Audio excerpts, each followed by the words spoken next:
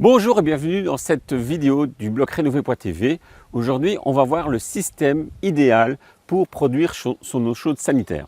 Alors, il existe plusieurs systèmes dans le marché et il y a deux grands systèmes qui se dégagent. Il y a le premier système qui est le système de garder de l'eau chaude en permanence.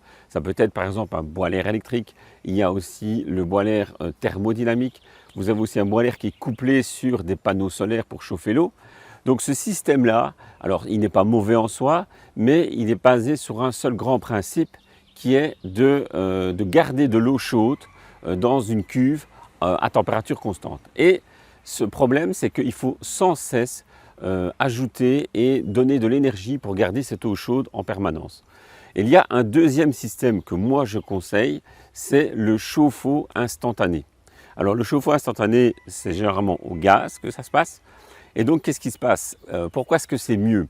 Donc en fait, vous n'avez que de l'eau chaude qui est produite en fonction de vos besoins.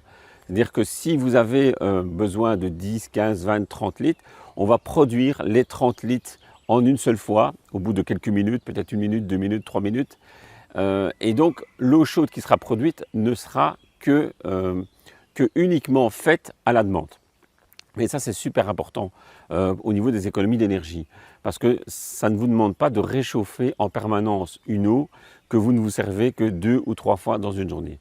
Donc pour moi, la meilleure production d'eau chaude, c'est la production d'eau chaude instantanée avec une sorte de boiler instantané. Alors il en existe à l'électricité, il en existe au gaz, il existe peut-être d'autres façons de faire, mais c'est le principe. Le principe, c'est de ne produire que son eau chaude qui est demandée et dont on a besoin.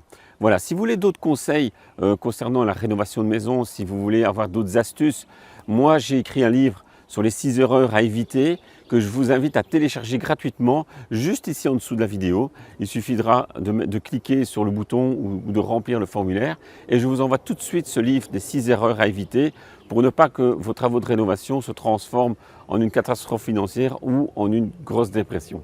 Parce que ce n'est pas évident les travaux et donc moi je vous conseille déjà de lire ce livre en premier et vous allez avoir déjà les bonnes astuces pour commencer et démarrer votre projet de rénovation.